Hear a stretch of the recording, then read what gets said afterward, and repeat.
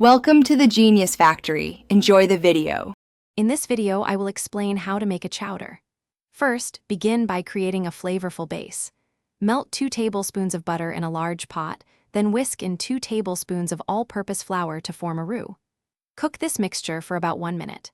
Next, add 1 cup of diced aromatic vegetables, such as onions, celery, and carrots, and sauté them until they are tender, which usually takes about 5 to 7 minutes. This step builds the foundational flavors. Now, let's add the main components that give chowder its character.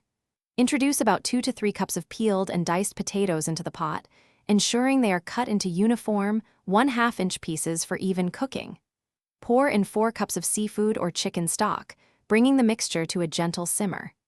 If using seafood, add about 1 pound of fresh clams, cod, or shrimp during the last 10 minutes of cooking to prevent overcooking. To achieve that signature creamy texture, stir in about 2 cups of heavy cream or half and half. This addition makes the chowder rich and velvety. Season the chowder generously with 1 teaspoon of salt, 1/2 teaspoon of black pepper, and a pinch of dried thyme to enhance the overall flavor profile. Continue to simmer the chowder gently for another 10 to 15 minutes, allowing all the vegetables to become tender and the flavors to fully meld together. Finally, it's time for the finishing touches and serving. Before serving, taste and adjust the seasonings as needed. Ladle the hot chowder into bowls.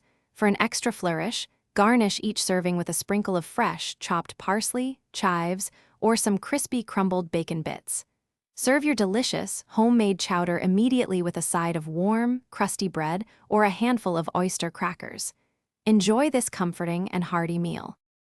Thanks for watching. If you found this helpful, don't forget to like and subscribe.